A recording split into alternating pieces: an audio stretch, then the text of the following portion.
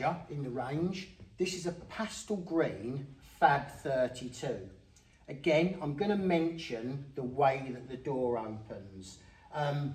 If the handles are on the left, then the hinge will obviously be on the right. So when you place an order, you need to make sure that you're having the doors open the correct way.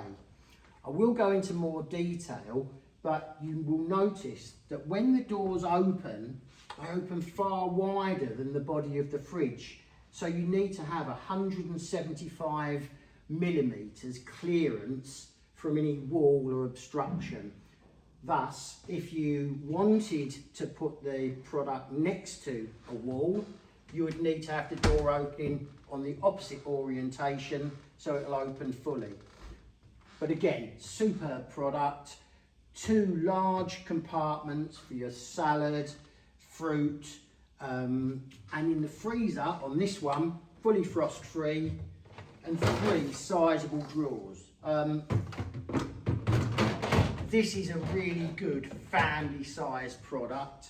It's super stylish, and this colour has been popular for us. People seem to like the pastels rather than the darker colours.